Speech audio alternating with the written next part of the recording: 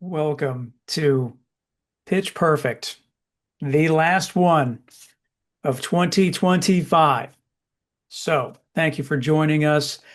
We look forward to seeing you register for the final pitch event, which will take place 2 weeks from tonight on October 8th.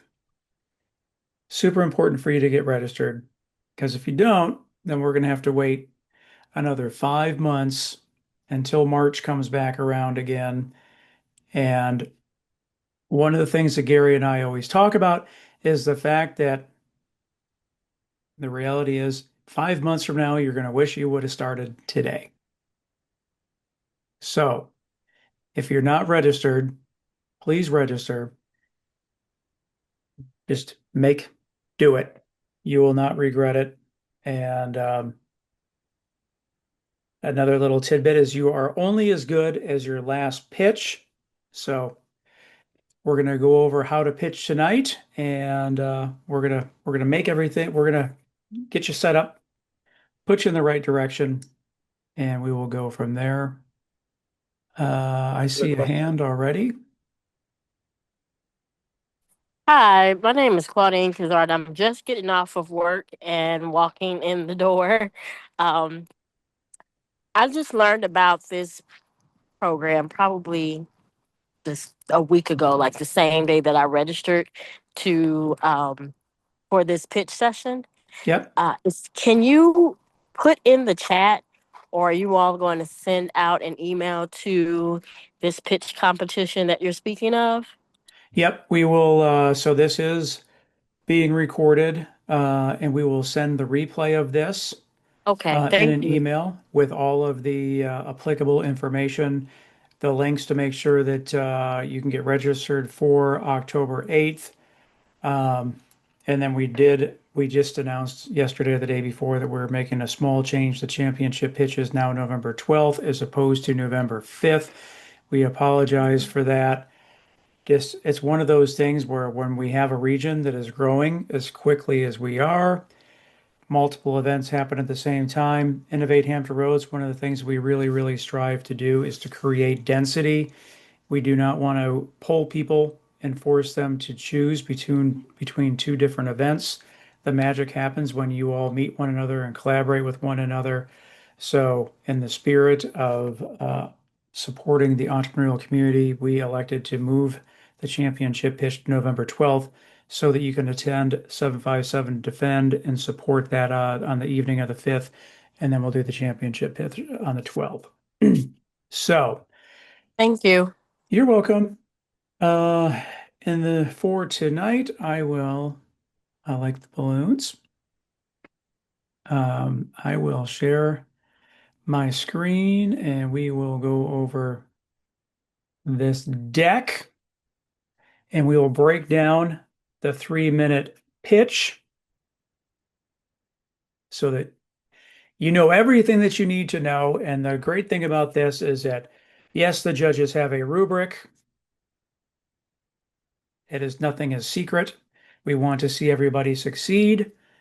What we are going over today is that rubric, so there are no surprises. Um, for those that don't know who I am Tim Ryan. I am the executive director of Innovate Hampton Roads as well as Reactor for the city of Hampton.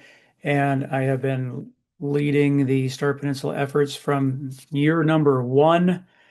This is year 13, I believe. We've seen a lot of successes. This is the on-ramp to the entrepreneurial ecosystem here in Hampton Roads. We have seen thousands of people pitch. We have helped raise a lot of money. I am lucky enough to have Gary Plagg join me in this class. And Gary, would you mind introducing yourself? Yep.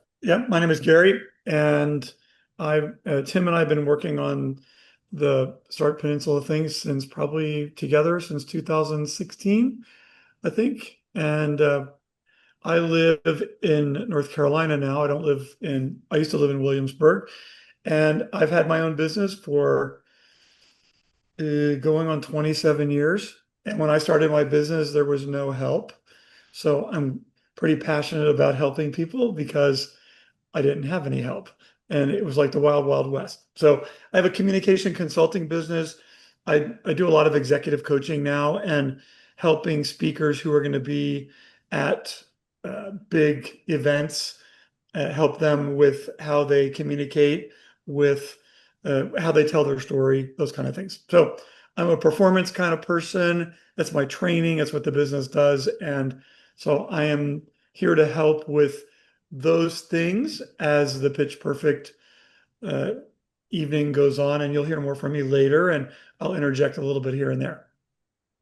Awesome. Thank you, Gary. And as Gary did allude to, um, Gary will focus on what he does best, and that is the performance and actual pitch delivery aspect of everything. We're going to say this many times, but this is very much a performance. Um, I will focus on the business aspect of everything. And as I said earlier, I've worked with thousands of founders, helped raise millions of dollars in funding, started an incubator, uh, Angel Invest. So I know what it's like to start a company. I know what it's like to invest in companies. Unfortunately, I know what it's like for companies to go to zero and lose money that has been invested. And that's a difficult conversation to have with your spouse. But I've learned along the way, so I know what I am looking for, and I will pass on anything and everything that I've learned along the way to help you all because I'm a founder's first guy and I like to see founders win. So, for the purpose of this, we're going to go over the 3-minute pitch. That is what is used in Startup Peninsula for both the micro pitch competition as well as the championship pitch. So, let's get going. The way that we're going to work things tonight is we're going to go over the elements of the pitch, and then afterwards we'll answer any questions that you may have. And if you want to practice your pitch, then we will create a safe zone, which you are in right now. There is no judgment made, um, and you will be able to practice your pitch, and we will give you feedback for you to consider.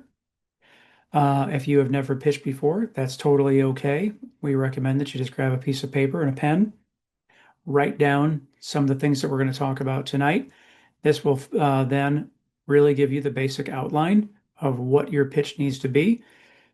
And actually, I think that there's actually some benefits to those that do not necessarily have a pitch already done, because a lot of times what happens is we get done with this and they're like, wow, I had no idea. I had this pitch deck and now I'm just going to throw the whole thing out. I'm going to start all over based on the information that you provided here tonight.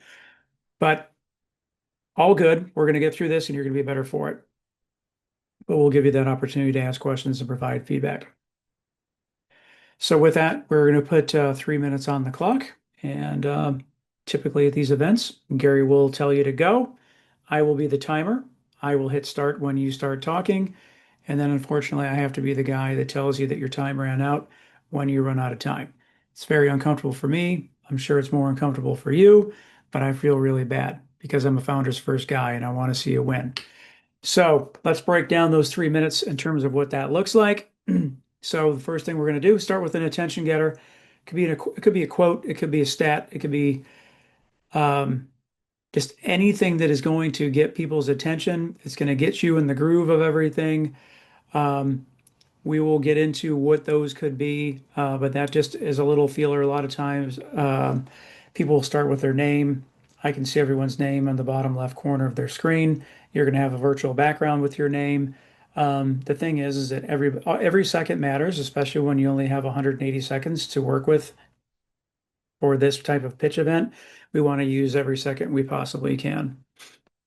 Once we have that attention getter, everyone has a reason to listen to you. We're going to get into the problem and just take 50 seconds to talk about what that problem is. Generally, a lot of times what happens is people will go really, really long. And this is when Gary and I will know this person's going to run out of time.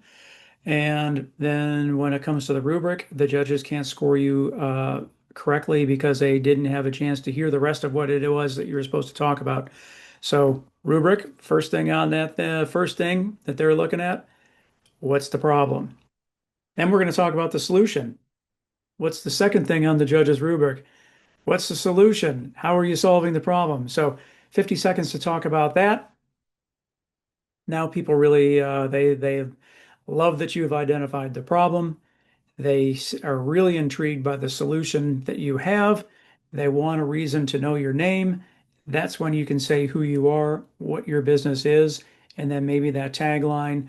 I am Tim Ryan. I'm the executive director of Innovate Hampton Roads, where we celebrate entrepreneurship through storytelling across Hampton Roads. Something so that people understand what it is that you do needs to be easy to understand and memorable. So, like the company one-liner, as I just said, now you're going to talk about the target market, 50 seconds. Who's buying what you're selling? So 50 seconds to talk about that. That is the third thing on the rubric. So we have problem, we have solution, we have market, and then the fourth thing is the overall performance of your pitch. How well did you deliver that pitch? We're going to take care of that fourth block right now. We talked about those three things. We're going to break them down into more detail. Um, then you got your closing. That's just kind of some kind of time to work with. A lot of times that could be your company one-liner again, but that gives you a little bit of wiggle room. With that said, these are all just basic times. It doesn't have to be to the second. There's nothing on the rubric that says, Jim, you only talked about your problem for 47 seconds. We're going to dock you a point because you didn't go all 50 seconds. So this is just a basic guideline on what it is, how you're going to go about this so that you can prepare accordingly. But that's your 3 minutes. And as Gary said in the chat, 3 minutes goes really, really fast. So we will break that down into, let's take a closer look at what that problem looks like. Before we get to that, I want to get like ultimately where we want you to go is I want to see you working towards a flywheel of how you can make your business successful. This is just extra credit bonus points, if you will, but you really want three things. As I said, I've talked to many founders throughout my years of doing this. A lot of people will complain Hampton Roads doesn't have any investors, there's no money, and this is why there's no money because they're missing these three things. You have to have a product, you have to have a team, and you have to have customers. If you don't have those things, why would anybody invest in you? Hey, I have this idea. I don't have a product yet. I don't have anyone to build it, and I have no one that's going to buy it. Would you be willing to give me $250,000 to make this idea? Yeah, I'm positive it's going to work. I mean, no one in their right mind is going to fund something like that. But if you went to them and you said, "Hey, I've got the world's greatest hot dogs with my team and we turn these things out, we crank them out. The line is out the door because we have so many customers. I just need a little bit of money so we can add a second food cart." I mean, like the whole thing that the conversation completely changes at that point. So you really need to have all those three things, and when you have those three things, then you have growth. And without them, you only have an idea. And with that, ideas are not worth anything. Having those three things are because that is the flywheel that you're creating because you have a product that is made by your team that is delighting customers, which generates revenue so that you can put that money back into the product. And then the flywheel just continues to turn and turn and turn. That's what I want you to be striving for as we're doing this. The great thing about Start Peninsula is this is a validation platform. So before you max out credit cards, take out a mortgage on your home, leave your job, before you do any of that stuff, Start Peninsula is designed to say, hey, I think I have a product. I've identified this problem. I think I have a product or a service that can solve this thing. Is it worth looking at? And that is that first step, but this is the track we want to get you on. Now, we're going to get into the problem and talked about that into more detail and some things to consider there. We've touched on it twice now. 50 seconds, don't go long. It's an easy trap for people to fall into, especially if you're very technical in nature. People think that because it's technical or because they are technical, that they need to talk about all the inner workings of this thing so that it sounds impressive. Well, when you look at how Uber was first pitched, they didn't talk about how it was geolocated and fenced and how you could track the car with all this technology. It was, hey, if you need a ride, you can hit a button on your phone and then somebody will come and pick you up. I mean, it was that easy. You didn't get into all the technical stuff. So don't go long. People need to be able to understand that. And as I just said with that Uber example, people are visual learners. So think about that story. People, everyone knows what it's like. I was stranded somewhere at the airport. There was no taxis available. I had no idea how to get to my hotel. The shuttles had closed for the night, shut down for the night. What am I going to do? And so everyone can visualize themselves being in a situation like that. So think about that story. Think about that customer journey that you want to take people on and share that story. This is where that performance comes into play and paint that visual picture of the struggle that people have.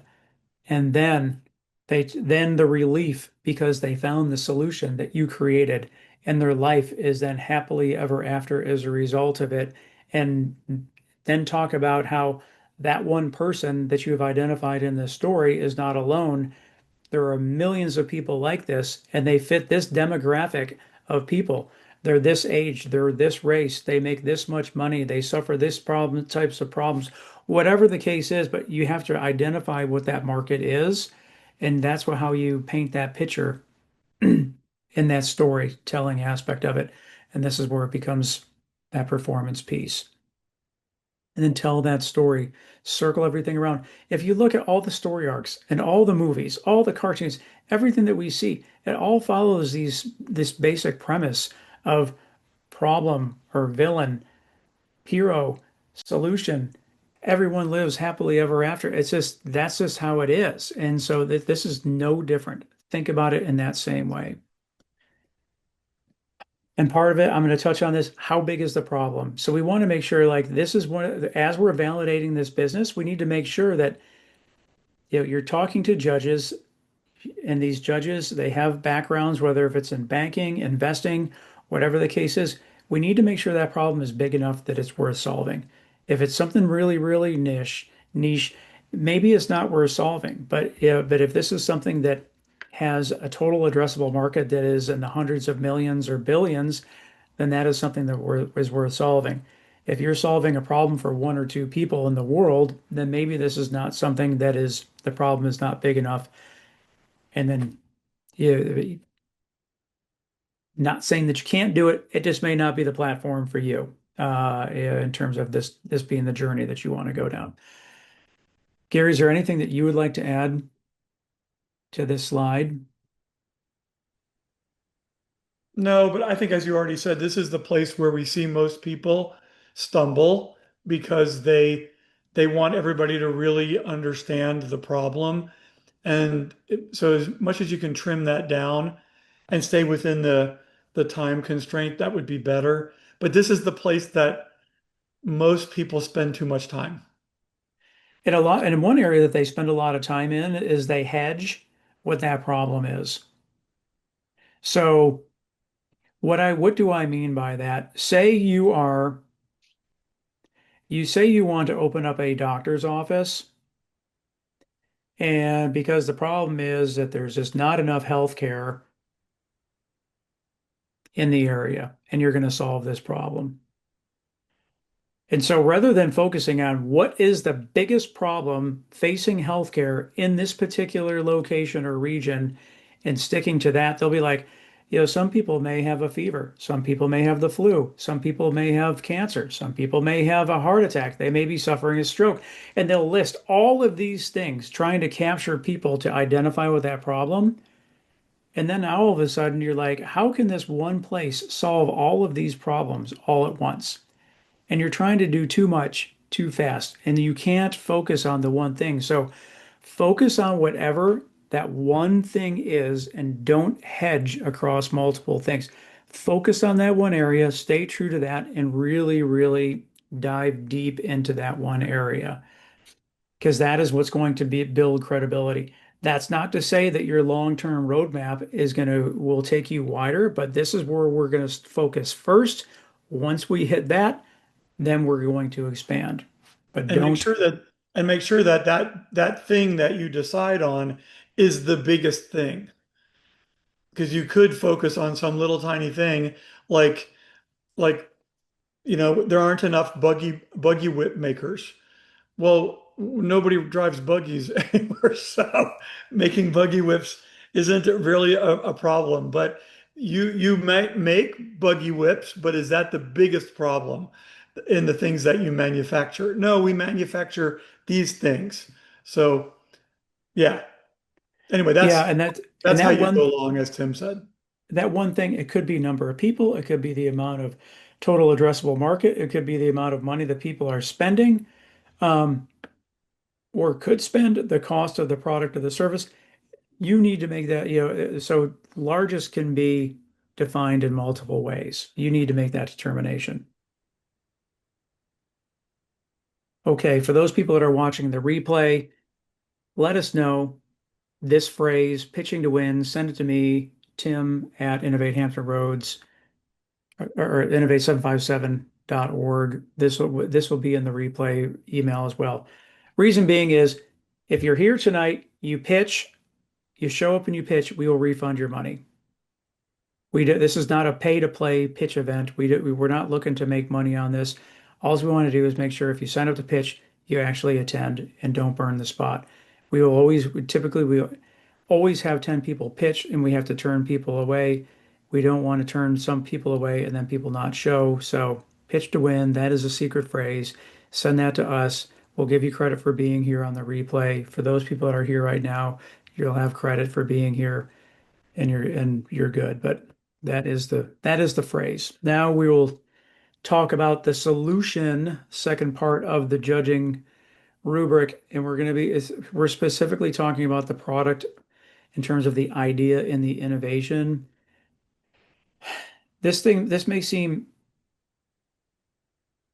self-explanatory or super simple, but the deal is like your audience has no idea who you are. You've been working on this for years possibly, and this is the first time that you've come out of stealth mode, or the first time you're talking about it in the public.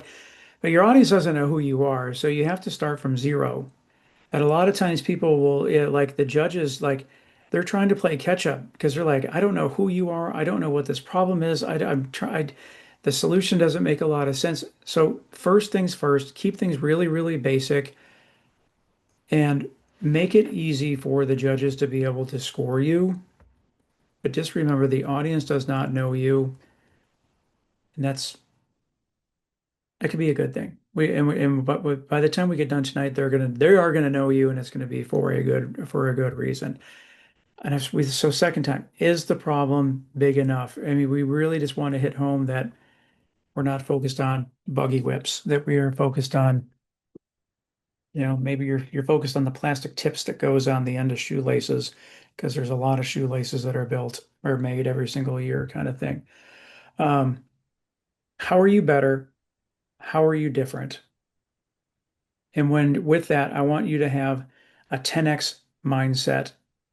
What makes you 10 times better than what the status quo is? And focus on how you are better. I don't want you to put down the competition.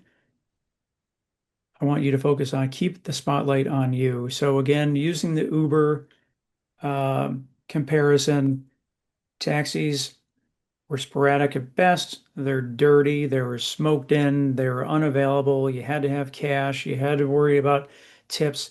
You didn't know what the pricing model was. I mean, some could say that it was dangerous, whatever the case is. But then Uber comes along, you hit a button on your phone, you know where it is, you know what the car is, you know it's going to be a good quality car.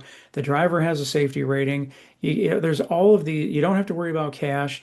You don't have to tip if you don't want to. You know where you're getting picked up, you know where you're getting dropped off, you know how long it's going to be. That's 10 times better. So in order to change customers' behavior, you have to be 10 times better than the status quo, or else they are going to fall back to the way that they have always done things. So think about your solution and how you're developing it, how you plan to develop it, and how you're going to be 10 times better than what is currently being done. That is just one part of the solution. The other part of that flywheel and the other part of the how are we going to make this solution real is the team. The team is what's building that solution. So this is the place to showcase your strengths. Who are you? What certifications do you have? What companies have you worked for? You know, Right? You don't necessarily have to go into great detail about the companies that you work for. If you work for Google, if you work for IBM, if you work for whatever, just throw that logo on there. That's something that everyone can identify with, and they automatically know. Do you have any patents? Do you have any certifications? Like this is just a quick slide you can have up, and again, people can read way faster than they can hear, than you can talk, and they can listen. Just throw that on there, but this is your time. How many years of total experience do you have? One area that people will miss is that if they were a previous founder and their business failed, they they are shameful of that. Whereas like I view that as a strength. You've learned a lot along the way. You're not going to make the same mistakes a second time or a third time. I would much rather bet on a second time or a third time founder because of those lessons learned than if you were doing this out of the gate. So if you are a second to say it, yeah, I'm a second time founder. First one didn't work out, but I'm back, I'm back on my feet and I'm ready to make this happen. Um, do you have any partnerships, strategic partnerships, anyone that you're working with, advisors, mentors, coaches, whatever the case is, showcase your strengths. Why are you the one to solve this problem? Why are you the team to make this happen? And like, I know that it can be uncomfortable for you to brag upon yourself, but this is just as people talk about the problem for an extended amount of time, this is a place where people don't talk about themselves. And the whole cliche is you bet on the jockey, not the horse. So I hear you can have the greatest idea in the world, but if you don't have the team to execute it, that's where it's not worth anything at all. So I want to hear about you, the jockey. Gary, anything you want to add? All right. The marketability aspect of this, things to consider here. And I alluded to this earlier. Identify your customer. Who is it? What are their characteristics? What, yeah, and like, I'm not saying this has to be, this is like applies to everyone across the board, but like, did they, are you targeting a certain age? Are you targeting a certain income level? Are you targeting a certain location? Who are you targeting first? You need to know who it is that you want to identify first. Are they boomers? Are they Gen X? Are they millennials? Who is that? And then, like, what you're doing now is you're demonstrating the understanding of your market. And that is so, this is a big piece when you're talking to judges, when you're talking to investors, when you're talking to bankers, whoever it is, you're demonstrating your understanding. And while you're doing this, you're building credibility. So, everything that you say, you're either adding credibility or you're taking credibility away. And if you go into the crazy detail about these are the people that we need to hit, and these are the people that suffer from this problem, that's building credibility. But if you're like, hey, I'm selling air, everybody needs air, everyone is my market, yeah, it's just like that's not building, you're not building credibility with anyone. It's just like founder or investors are really, really smart people. They have heard thousands of pitches. They can sniff out nonsense a mile away and they want to know that you understand what your market is. Focus really small, then you can expand. So like I said, don't hedge. Think small. I'm looking for people in their 20s looking to purchase their first home. It's a starter home, maybe 1,200, 1,500 square feet, looking to spend 175 to $200,000. Whatever the case is, you focus small. Then once you've sold enough of these, and as the people that you sold those homes to, as they earn more and more, and they have the ability to increase the size of their next home, then you can expand to a larger market. But I want you to focus small and think about how you're going to get started. Then you can expand. How are you delighting customers? So again, this is an idea validation platform. You may not have any customers yet. That is okay. You may only have one, maybe you only have two. But how long have you had those one or two customers? What is the feedback that they have given you? Do you have any quotes? Do you have any testimonials? Do you have any ratings on Yelp or Google? If you're an app, do you have anything on the Google Play or the Apple App Store? What anything that you can add. Maybe you're collecting emails and you're keeping people updated on the status of where you are until you open. Has that number of emails, has that increased? Are you building your social media following? These are all things in terms of just showing that you are moving forward, you're building credibility, you know who your customers are, you're hitting the areas that you need to hit because people are identifying with that problem. They're showing that there's a need for a solution. You're building that market. And then once you launch, you have all things in motion so that you can hit the ground running. Cool. And we're going to talk about the execution. So again, we're betting on the jockey. The jockey is the one that's going to be executing. They're the ones that are, cracking the whip on the horse. They know how to ride the horse to make this thing happen. So how are you going to execute?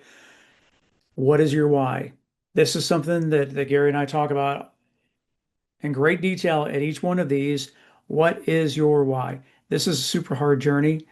That's why I'm a founder's first guy. I respect the pain that you subject yourself to every single day. When you have that tough day, trust me, I know what it feels like. What is your why? My why is to help you all succeed. And so when someone gives me a call and they say, "Hey, we just closed our seed round," or we just got another customer, or we just landed this contract, that's my why. Those tough days, that's what gets me out of bed in the morning, and you need to understand what's going to get you out of bed in the morning when you get kicked in the gut as well. But that's just something you can't fake. When you're pitching this to your audience, I mean, this is true authenticity. This is comes out. And how are you going to make this a reality? I mean, it's just like, have you put any of your own money? Like it always kills me. Like a lot of times when people are like, "Yeah, I need $250,000 to get started, but I'm not willing to put any of my own money in. I'm not willing to do anything on my own, but your money is what I want to spend." You're like, "Hey, you know, I've been working a second job, and this whole time that I've been working this second job, that has been the seed funding that I've set aside for this business. I have 6 months of personal runway to make this thing go. How are you going to make this reality? I mean, like, so like, what is your plan? Why that mixed with your why is really, really important, because investors invest in people more than the idea. And I tell people all the time, and I'm asked the question all the time, what about an NDA? It's like, there's no NDAs for this program because one, investors don't sign NDAs, certainly not at this level. They may if like things get really, really deep into talks, but like I invest in the people. And like I hear the greatest ideas, but like a lot of times I'm like, I have no confidence that this person can make this a reality. But at the same time, there's other founders out there, like right now, like Elon Musk, all he has to do is say, "Hey, I'm trying to raise $50 billion," and people are lined out the door begging to give him money because they know that he's going to make good on this and execute on that idea. And I said this at the beginning with that flywheel, a validated idea is much greater than just an idea itself. We are all working towards validating this idea. So this is the process to take you through that journey. I just Um, jump in really quick. I put stuff yeah, in the chat for people to think about instead of interrupting you. yeah, So go ahead. I just wanted to point that out to you all so you all see it. Um, in terms of sometimes people have time at the end in that 10 seconds. Sometimes this is a really a popular question amongst the judges in the Q&A. We'll touch on Q&A here in a second. But like, what are your needs? Like, so for those that aren't aware, well, I don't know why you would be aware. Um, just the last micro pitch that we had a couple weeks ago, there was an investor in the audience, and as soon as I hadn't even finished uploading the video, and I already had an email in my inbox, hey, can you give me an introduction to this company, and this company? So think about that audience. You don't know who's there and who's listening. So like if you have time, think about what your needs are in terms of, hey, I could use an introduction to this person. I am not a technical founder. I could really use a technical co-founder. Yeah, I need help in sales, marketing, IP, whatever the case is. Think about what those needs are that you may have. And if you have an opportunity to share that, then take advantage of that opportunity while you have it. Lean into vulnerability. Go ahead, Gary. You look like you're going And to say yeah, I was something. going to say, and that you might not be in the top three. Right. And because there's that's only three judges that are there. You might not end up in the top three, but someone who's on watching, who's an investor, or really is struck by you and your passion and really wants to help you or whatever, then they'll reach out. So, you never know who's watching. That's exactly right. And I know, and one of the introductions was not one of the top three. So but when you see that, when you tell the story, you have the performance, you know the passion, you understand where the jockey is coming from and where they're guiding this horse, so to speak, it makes it much easier. But like part of that is leaning into your vulnerability and leveraging that as a strength. I get it. As a founder, everyone's turning to you to have all the answers, but guess what? You don't have all the answers. And there's a million things that need to go right. And you aren't going to have the answer to those millions of things. It only takes one thing to go wrong, and it can set you off into a tailspin, crashing back down to earth. Leverage vulnerability as a strength. Hey, yeah, I'm really lost when it comes to this. I need help. And the thing that is so beautiful about the entrepreneurial community that we're building here, everybody wants to see you win. And the thing is that everybody wants to help you, but if you don't tell them what you need help with, then they do not know how to help you. Let them know, and you'll be amazed at how people will be, how they will come running to try to help you. It's a beautiful thing. And at the same time, the culture and the community that we're building here, these are not very rarely are they blood-sucking piranhas that are just trying to take advantage of opportunity. Those people weed themselves out really, really quickly. This is like founders helping founders, supporters helping founders. It is a give before you get mindset that we really, really push. But it's super special. I really dig it. Um, And then this is just another bonus takeaway for you all to think about. This is not on the rubric, but just if you think about it Gary will go into what you do with your pitch. And like think about this when you evaluate yourself. And so the thing is, and what the judges will hear, investors hear, if you don't talk about the problem, then there is no need. Or sometimes what Gary and I like to say is then you have a solution looking for the problem. What is the problem? So no problem, no need.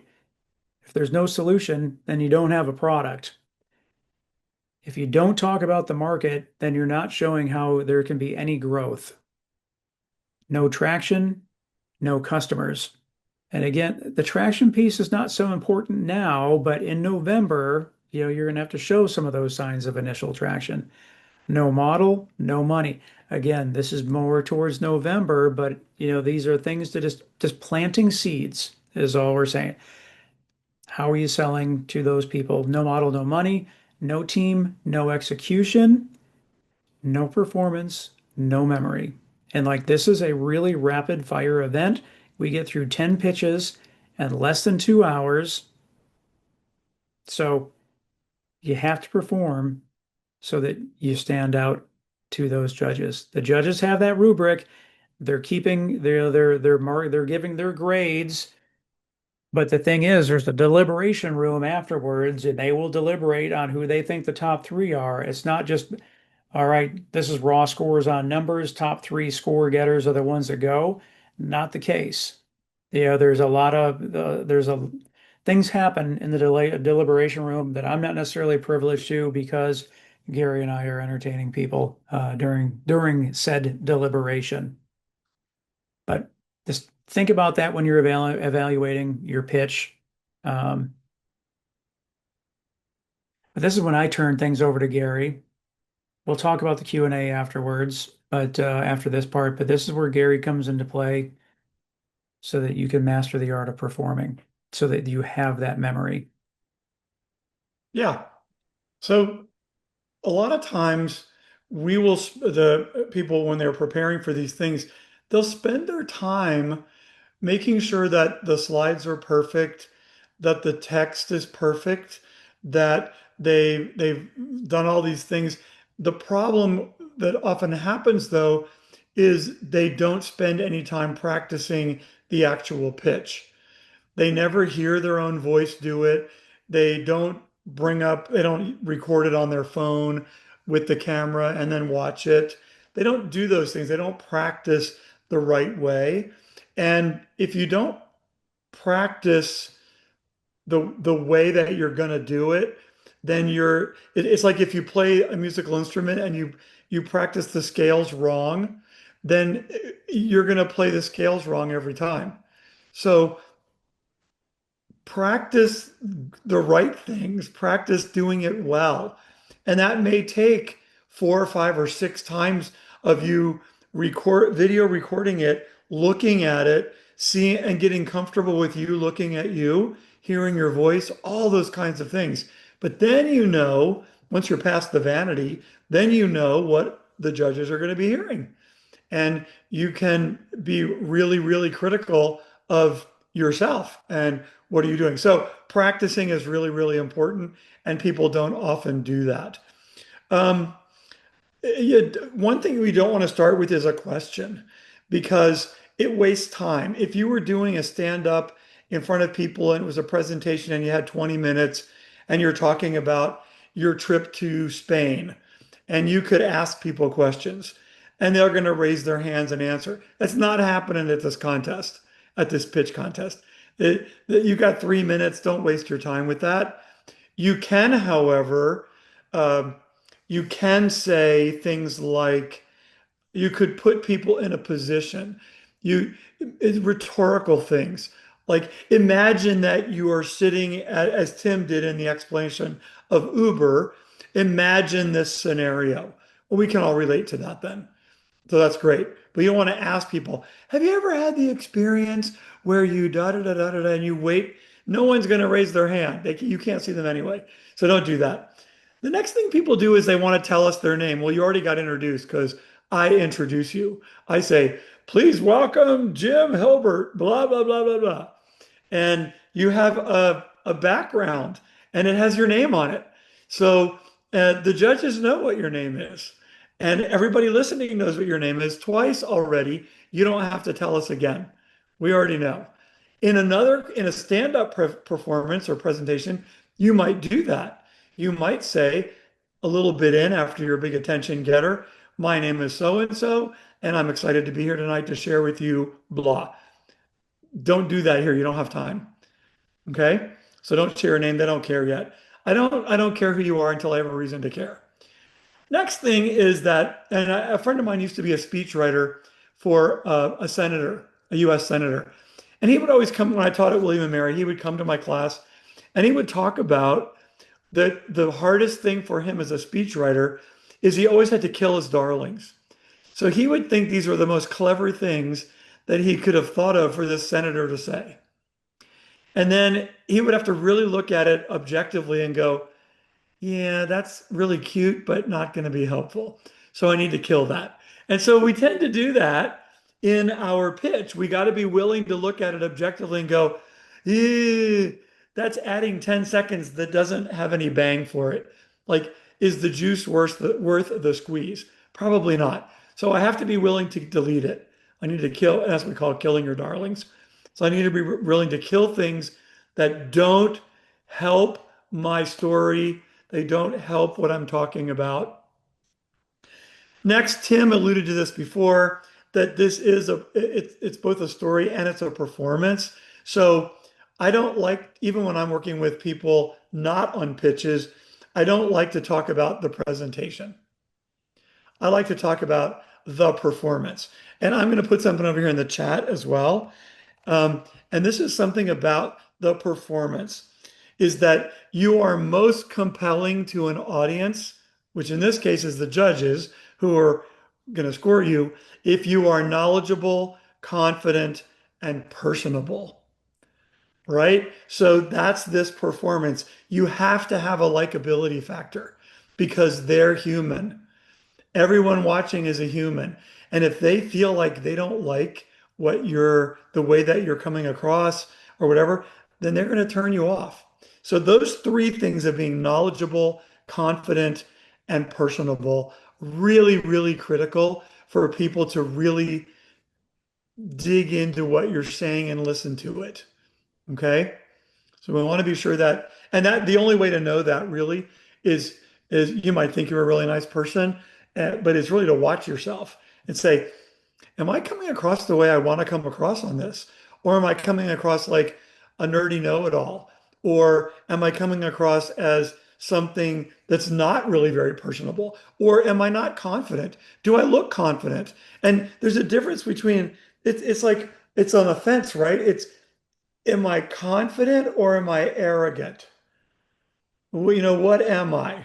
And so I want to be on the confident side, but certainly not on the arrogant side. And so by watching yourself, you get a better flavor for that. And you try something and have the courage to video it again and look at it and go, oh, I like that better. And then have other people look at it too, people that you trust to give you honest feedback.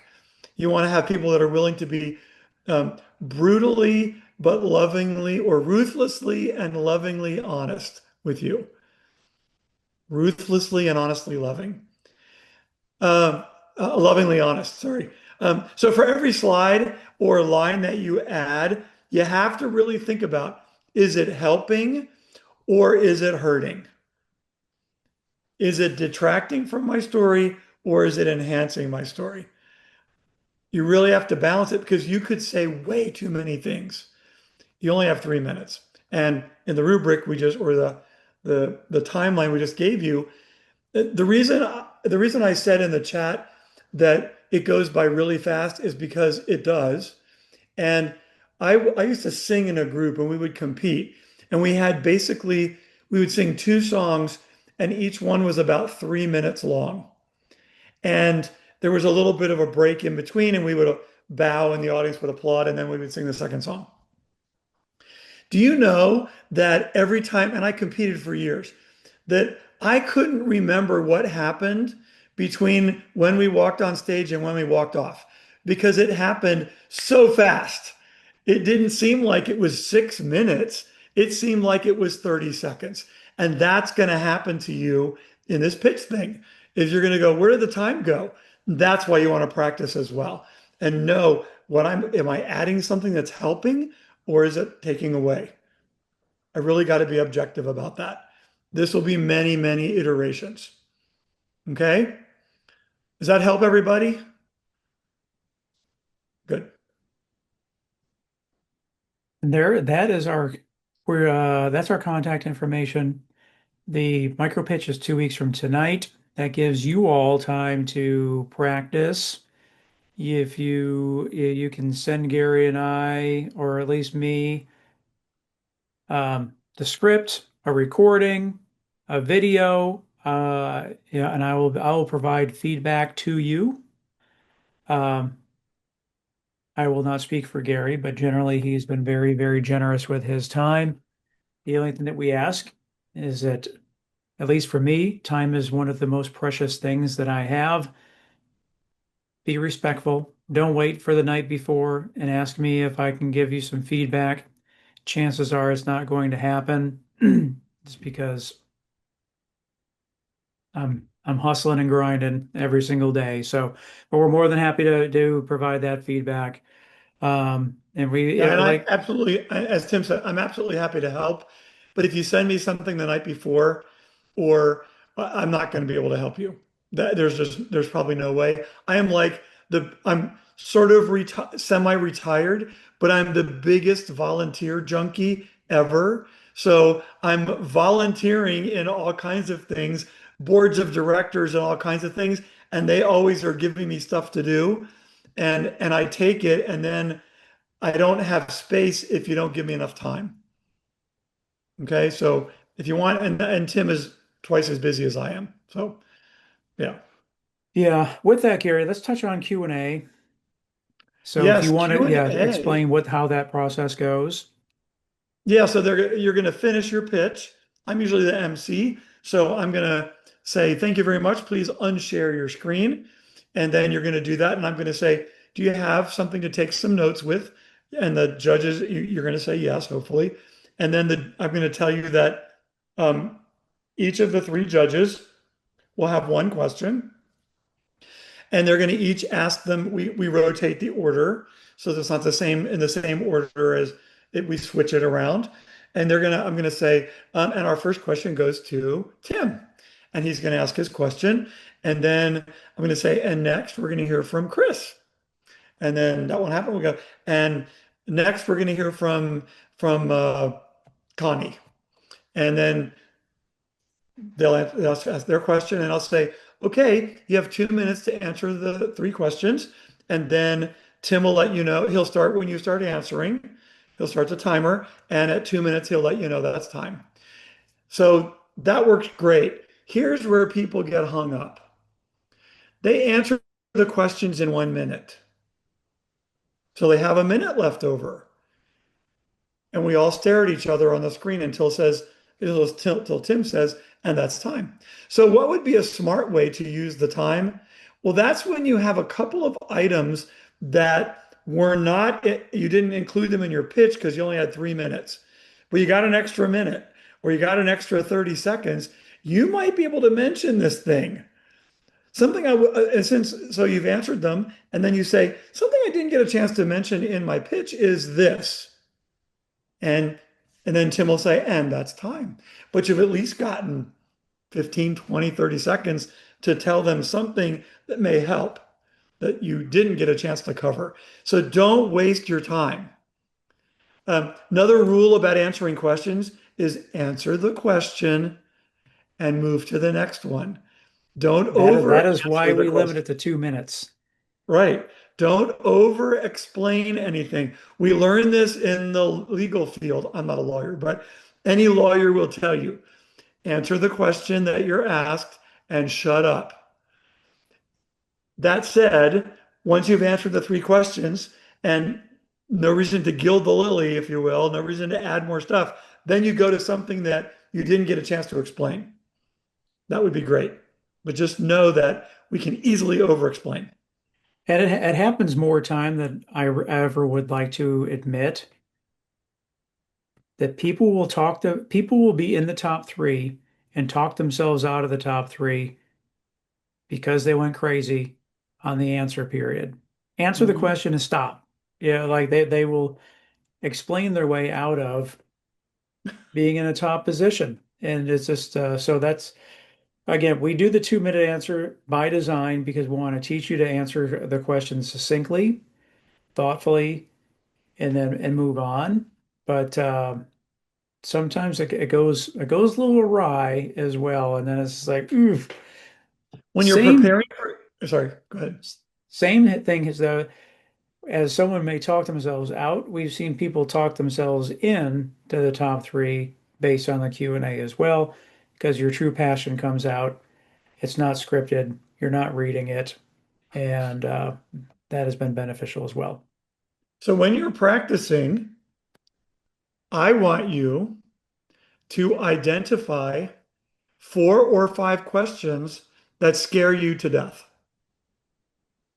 That if somebody asked me this, this would really set me off. Like I would not, I'd be, and so I want you to practice the hard things. Easy things are easy. You'll be able to answer them.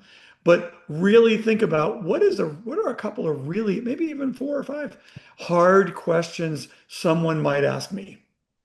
One of these judges asked me something freaky So, scary that and I'm going to have to figure out, like, how do I answer it and prepare that. They may never ask that, but at least you're well, prepared. use that list that I put up there about revenue model. how you make money. Like those are two classic questions, even though it's not on the rubric, the judges seemingly always want, so tell me, Jim, how do you plan on making money? And then it's just like, and we hear that, and it's like, it's not in the rubric, it's just, but that could be a question that scares the death out of you, and that's not that you have to put it in your slide deck, but you just need to have prepared yourself to be able to answer that. Hey, Jim, what's your revenue model? Yeah, we're exploring that right now. We're not really sure. We think that we're going to be a B2C or a B2B company. But just nothing has to be set in stone. Again, it doesn't have to be in your slide deck, but just that's a question that scares you. You're prepared to answer it and you move on. And if you've prepared that way, and the hard ones, you're ready for them. Again, it might be disappointing because they don't ask you, but you it's a lot easier for you to take their question, write it on your pad or whatever, and be able to answer it pretty quickly. Yeah. So practice hard questions. That's always my strategy. You know the easy ones. And what you might do also is when you're practicing, you might like get a little box or an envelope or whatever and write down strips of paper with questions that you might get asked.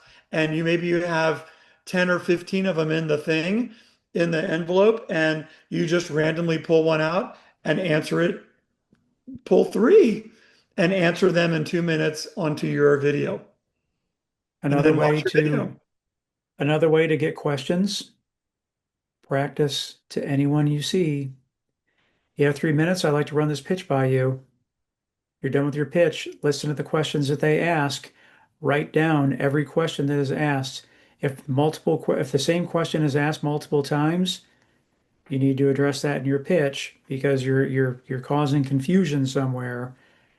But and if you've done this to with enough people, they're going to ask you all the questions, a majority of the questions that might be asked, and you're prepared. So all good stuff. Good stuff I'm to help putting you out with. something else into the chat for you. So this is an interesting way when you're answering questions, when you're practicing, is to remember that clarifying explanations anticipate confusion. So when you're creating your explanation that for the question that somebody might ask you, is to think about where people get confused typically and then construct your answer or your explanation so that it avoids the confusion. But you only get that if you're practicing answering things that, as Tim says, that people that you practice pitch to ask you. And then you're like, well, I'm not clear. So I haven't provided a clarifying explanation. It's still not clear. Whose fault is that if it's not clear? Is it the person who's listening or is it your fault? It's your fault. Yeah. So more thoughts. Well, This is my that favorite part, Tim.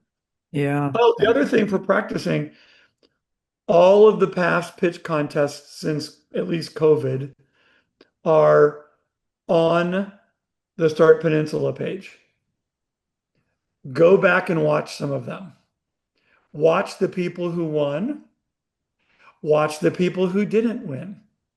You will see some really good ones and the people didn't win. And you can try to figure out why not.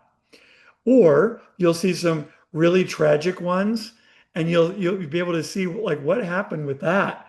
Like this is really uncomfortable. And I got to tell you, the you want the judges to have an emotional response. Pity is not the emotional response that you want. So you'll look at some of the past things and you'll just shake your head and say, "Oh, I feel so bad for that person." Right. Right. That's not what you want to have happen.